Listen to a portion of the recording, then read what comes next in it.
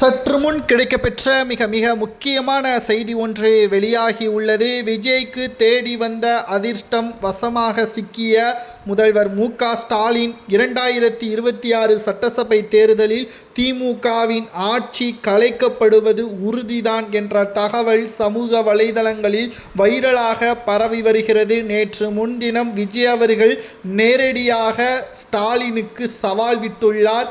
உனக்கு ஏதாவது பிரச்சனை என்றால் என்னிடம் மோத வேண்டும் என்றால் நான் வீட்டில்தான் அல்லது அலுவலகத்தில்தான் இருப்பேன். அப்பாவி மக்களை துன்புறுத்த வேண்டாம் என்பதற்கேற்ப அவரது வீடியோ சமூக வலைதளங்களில் வைரலாக பரவி வருகிறது.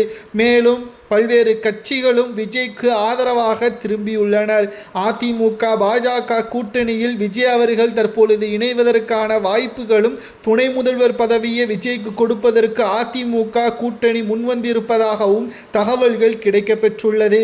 மேலும் மக்களின் ஒட்டுமொத்த ஆதரவுகளும் விஜய்க்கு இருப்பதன் காரணமாக திமுகவின் ஆட்சியே தற்பொழுது நீக்க வேண்டும் என்ற ஒரே முடிவில்தான் இருக்கிறார் விஜய் அவர்கள். அதற்காக எந்த ஒரு எல்லைக்கு வேண்டுமானாலும் விஜய் அவர்கள் செல்ல தயாராக இருப்பதாகவும், இதனால் அதிமுக பாஜக தனது கொள்கை எதிரி என்று கூறினாலும் கூட தற்பொழுது அதிமுக பாஜக கூட்டணியில் இணைந்து திமுகவின் ஆட்சியை முதலில் நீக்க வேண்டும் என்பதுதான் தனது இலக்கு என்பதை தெரிவித்திருப்பதும், இதற்கு அதிமுகவின் கூட்டணி ஒத்துழைக்கும் என்ற தகவலும் விஜய்க்கு தேடி வந்த அதிர்ஷ்டம் என்றும் கூறப்படுகிறது. அனைத்திந்திய அண்ணா திராவிட முன்னேற்றக் கழகம் விஜய் அவர்களுக்கும் அவர்களது வேட்பாளர்களுக்கும் நிச்சயமாக மிகப்பெரிய அளவிலான ஆதரவுகளையும், கரூர் சம்பவத்திற்கு தற்பொழுது முழுக்க தமிழக அரசின் சட்ட ஒழுங்குதான் மிக மோசமான முறையில் செயல்பட்டிருப்பதாக குற்றச்சாட்டுகளையும் முன்வைத்திருக்கிறார். விஜய் அவர்களுக்கு தேடி வந்த அதிர்ஷ்டம் என்றும் இது கூறப்படுகிறது.